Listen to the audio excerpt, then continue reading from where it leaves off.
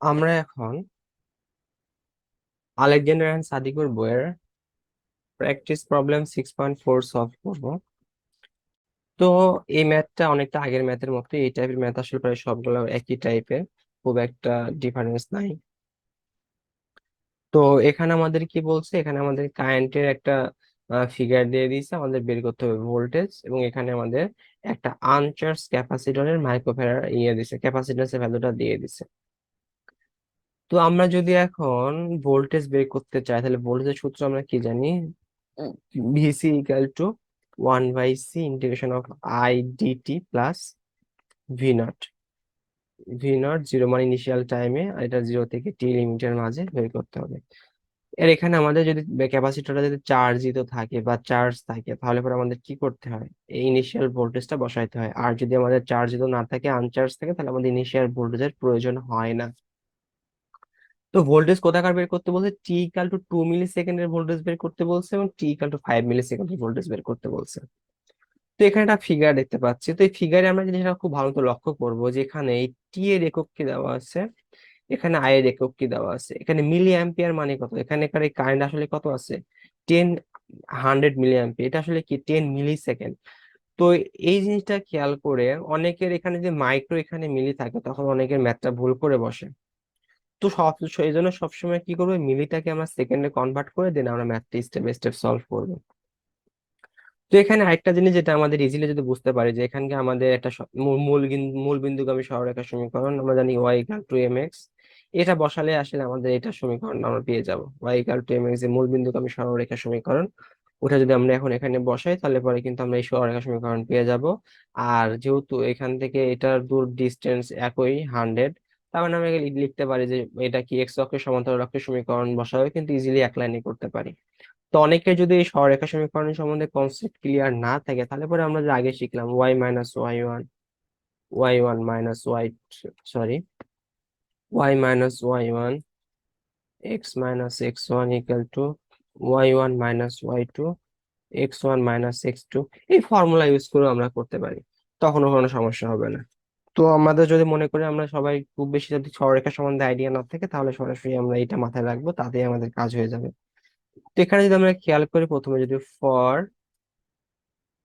0 to 2, 0 থেকে 2 এর মাঝে আমাদের কি পরিবর্তন হচ্ছে, এই সরলরেখা কিন্তু আমাদের দুই ভাবে পরিবর্তন হচ্ছে, 0 থেকে 2 এর মাঝে এবং 2 থেকে 6 এর মাঝে একরকম ভাবে গেছে। তো 0 থেকে 2 এর ক্ষেত্রে এখানে আমাদের কি হবে, এই দুটো আমাদের 0 0 বিন্দু, আর এটা আমাদের কি এক্স অক্ষ বরাবর 2, ওয়াই অক্ষ বরাবর আমাদের 100।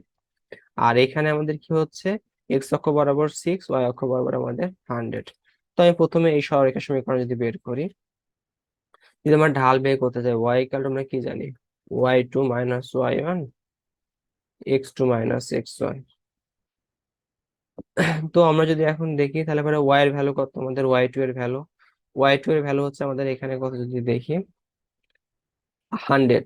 এখানে মিলি সেকেন্ডে আছে, আমরা মিলি সেকেন্ডে নিয়েই করি, তাহলে অনেকের বুঝতে কষ্ট হবে না। ওয়াই ওয়ান এর ভ্যালু 0, এখানে আমাদের এক্স টু এর ভ্যালু আছে 2 মিলি সেকেন্ড, এটা মিলি অ্যাম্পিয়ার ছিল, এটা মিলি সেকেন্ড। 10⁻³ - 0, এটা সলভ করলে আমাদের আসে হচ্ছে কত, ঢালের ভ্যালু আসে হচ্ছে 50। তাহলে আমরা কি জানি, ওয়াই ওয়াই এর দিকে আমাদের আছে কি, আই 50, আর এক্স এর দিকে আছে টি, তাহলে Y equal to M X এর ফর্মুলা হয়ে গেল। আর কেউ যদি মনে করেন আমি এইভাবে বুঝি না, তাহলে পরে এই ফর্মুলাটা যদি বসাই, এই যে ওয়াই এর জায়গায় কি বসবে, আই বসবে, ওয়াই এর জায়গায় আই বসবে, আই মাইনাস ওয়াই 1 এর ভ্যালু কত হবে, ওয়াই 1 এর ভ্যালু হবে কত আমাদের 100 মিলি সেকেন্ড, তাহলে 100 × 10⁻³ তারপর আমাদের এক্স এর দিকে আছে t - t1 এর ভ্যালু কত হবে, সরি 0, এখানে ছিল আই এর ভ্যালু তো 0 হবে, প্রথমে 0, এটা 0। আর টি মাইনাস এখানেও কি, x1 এর ভ্যালু কত, 0।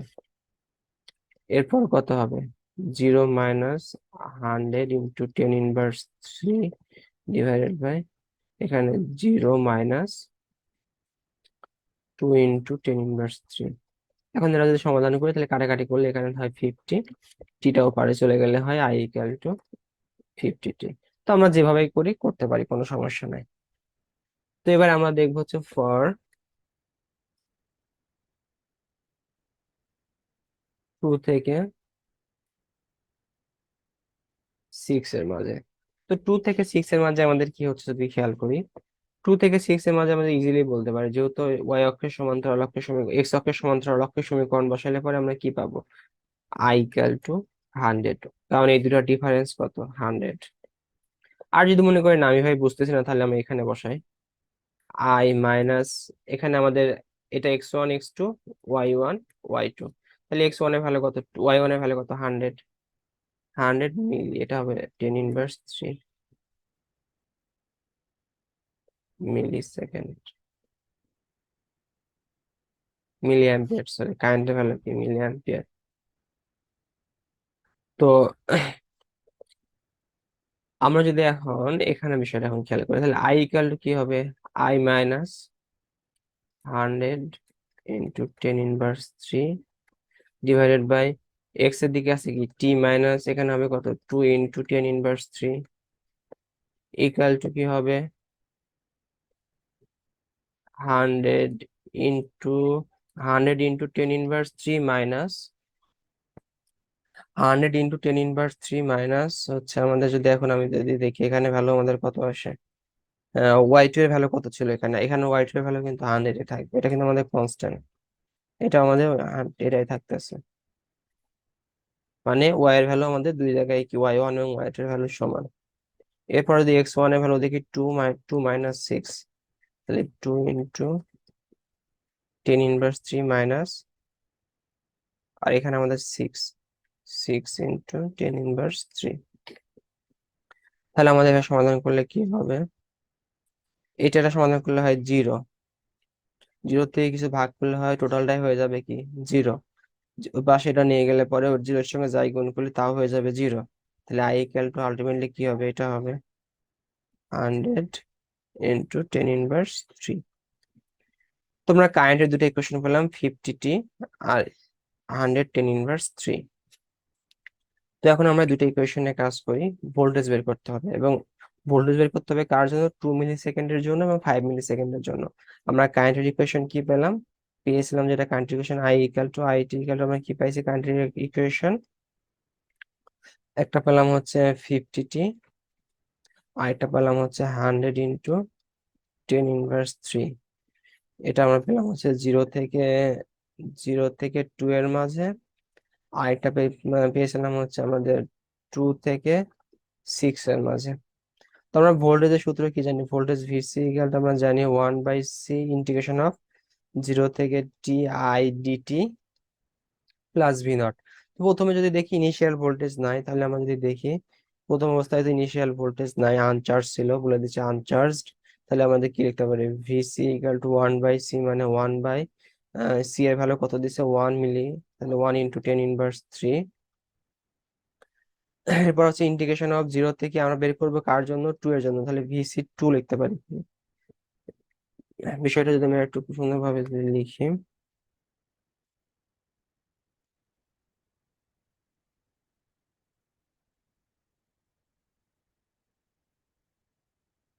তাহলে আমরা প্রথমে বের করবো কি, ভিসি 2 মানে 2 মিলি সেকেন্ডের জন্য আর কি, 1/c এর ভ্যালু কত, 1 × 10 ইনভার্স 3, 0 থেকে 2 মিলি সেকেন্ড, তাহলে 2, এটা 2 মিনিট মানে হচ্ছে মানে 2 মিলি সেকেন্ড, মানে 2 × 10 ইনভার্স 3।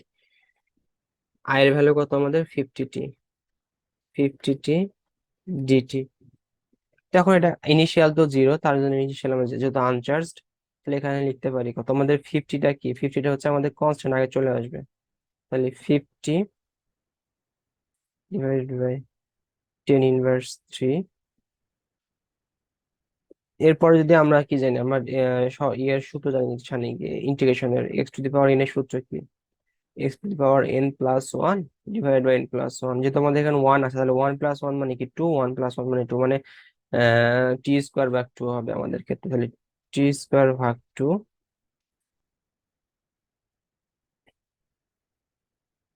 t²/2, আর আমাদের লিমিট কত, 0 থেকে 2 × 10 ইনভার্স 3। তাহলে পরে যদি আমরা এখন এটা যদি লিখি, 2টাকে বা 2 এটা থেকে 25 হয়ে যায়, আর এটা যদি উপরে পাঠিয়ে দিই, তাহলে পরে কত হয়ে যায়, ইনভার্স আছে উপরে কিলো হয়ে যাবে, তাহলে পরে 25 × 10⁻³ এরপর আমরা লিমিট বসাই দিই। লিমিট বসালে কত হবে? 2 × 10⁻³ হোল স্কোয়ার মাইনাস এখানে 0, 0 স্কোয়ার। তাহলে পরে যেটা হয় ফাইনালি আমরা পাই যেটা 25 × 10⁻³ × 2 × 10⁻³ 2 × 10⁻³ হোল স্কোয়ার। তাহলে আমরা এখানে পাই হচ্ছে 100 × 10⁻³ ভোল্ট, এটাই লিখতে পারি হচ্ছে 100 মিলিভোল্ট। তাহলে আমরা কি পেলাম? 100 মিলিভোল্ট পেলাম। এরপরে আমাদের বের করতে হবে t = 5 সেকেন্ডের জন্য। এই 5 সেকেন্ড মানে এখানকার। তাহলে আমরা কি লিখতে পারি? Vc2, এখানে আমাদের 5 দিলাম মানে 5 সেকেন্ডের জন্য বের করবো। 1/c মানে কি? সি এর ভ্যালু কত? 1 10⁻³ মানে 1 মিলি ফ্যারাড। জিরো থেকে, আচ্ছা জিরো থেকে আমরা এখন আর যাবো না, আমরা যাব হচ্ছে আমাদের গ্রাফটা এখন যদি দেখি, আমরা কিন্তু এতটুকুর ভ্যালু জানি কারেন্টের ভ্যালু। তো এখান থেকে এতটুকু যেটা আসছে এটাই কি এখন ক্যাপাসিটরের মধ্যে চার্জ অবস্থায় আছে, এতটুকু কি এখন স্টোর অবস্থায় আছে, মানে এটা আদি। তখন আমরা বের করবো এখান থেকে এই পর্যন্ত, 2 থেকে 6 পর্যন্ত। কিন্তু আমাদের লাগবে কি 5, তাহলে আমরা 2 থেকে 5 পর্যন্ত বের করবো। আবার এখানে একটু কনফিউশন কারণ না লাগে, আমাদের মূলত এখন আমাদের বের করতে হবে 5 এরটা, এখানকারটা বের করবো। তো এখানকারটা বের করার আগে আমি যদি দেখি, প্রথমে আমরা এখান থেকে এটুকু বের করে ফেলছি, তো এটুকু তো আর বের করার দরকার নেই, এটুকু তো বের করে ফেলছি। আর এতটুকুই তো এখন এখানে কি চার্জ অবস্থায় থাকবে, স্টোর অবস্থায় থাকবে, মানে V0 ইনিশিয়াল চার্জ হিসেবে এখন এখানে এটা থাকবে। আর আমাদের এখন বের করতে হবে 2 থেকে এই 5 পর্যন্ত আসতে যতটুকু লাগে। 2 থেকে 5 পর্যন্ত আসতে আমাদের কোন ইকুয়েশন ফলো করে? এই ইকুয়েশন। তাহলে এটা আমরা এখানে বসাই দেবো, 100 × 10⁻³ ডিটি প্লাস ইনিশিয়াল চার্জ এখন কত হবে? আগে যেটা ছিল ওটা এখন স্টোর করে রাখবে। এটা কত হবে? 100 × 10⁻³। তো এখন যদি আমরা এখন এটা যদি ইয়ে করি, তো কোন আমরা ইন্টিগ্রেশন অফ, এটার ইন্টিগ্রেশন আশা করি জানি, ইন্টিগ্রেশন অফ ডিটি মানে টি। তাহলে এখান থেকে আমরা লিখতে পারি কি 1/10⁻³ এটাকে আমরা লিখতে পারি 10⁻³ আর এখানে ইন্টিগ্রেশন, আর এটা তো আমাদের কনস্ট্যান্ট ভ্যালু, কনস্ট্যান্ট ভ্যালু আগে চলে আসবে, কনস্ট্যান্ট ভ্যালু আমাদের আগে চলে আসবে। কনস্ট্যান্ট ভ্যালু আমাদের আগে চলে আসতে পারে কি হবে? 100 × 10⁻³। আচ্ছা এখানে আমরা এইভাবে না করতে এভাবে করতে পারি যে এটা তোমাদের কনস্ট্যান্ট আগে চলে আসে, তাহলে পরে 100 × 10⁻³, নিচে থাকবে হচ্ছে আমাদের 1 × 10⁻³। এরপরে হচ্ছে আমাদের এখানে এই ইন্টিগ্রেশন অফ ডিটি কে ইন্টিগ্রেশন করলে শুধু কি হবে? শুধু টি হবে। আর এর লিমিট হবে কত? 2 থেকে 5 প্লাস 100 × 10⁻³। তাহলে পরে যদি আমরা এখন যদি খেয়াল করি এখানে এটা কেটে যায়, তাহলে থাকতেছে আমার কি 100 প্লাস, এখন এই টি এর লিমিট আমার, আচ্ছা 2 থেকে 5 এখানে আসলে আমাদের একটা জিনিস লিখতে বলেছে, এটা মিলি সেকেন্ড না? তাহলে আমরা লিখে লিখবো এভাবে দিব 5 × 10⁻³ 2 × 10⁻³, 5 × 10⁻³ তাহলে এখন আমরা লিমিট বসাই দিই। এটুকু ভ্যালু 100 × 5 × 10⁻³ মাইনাস 2 × 10⁻³ প্লাস 100 × 10⁻³। তাহলে কি হচ্ছে আমাদের এখানে? আমাদের থাকতেছে হচ্ছে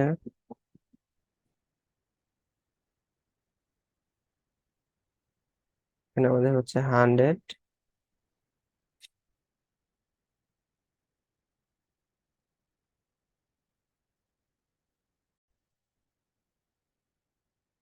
তাহলে আমাদের এখানে কত হবে?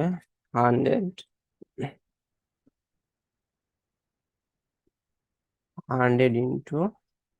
এটা যদি আমরা ইয়ে করি তাহলে পরে হবে আমাদের 3 × 10⁻³ প্লাস 100 × 10⁻³। তাহলে আমাদের ক্যালকুলেশন করলে আমাদের আলটিমেটলি কত হবে? 400 × 10⁻³ অর্থাৎ 400 মিলিভোল্ট। তাহলে আমাদের এটা পেলাম কত, 400 মিলিভোল্ট। তাহলে আমাদের অ্যান্সার কিন্তু মিলছে 100 মিলিভোল্ট এবং 400 মিলিভোল্ট। আশা করি ম্যাথটা ক্লিয়ার। তাহলে আমাদের এখানে হচ্ছে t = 2 মিলি সেকেন্ডের জন্য আমরা পেলাম ভোল্টেজ হচ্ছে 100 মিলিভোল্ট, আর 5 মিলি সেকেন্ডের সময় হচ্ছে এই 5 টাইম, অর্থাৎ এই সময়টাতে আমরা পেলাম হচ্ছে 400 মিলিভোল্ট। ধন্যবাদ সবাইকে।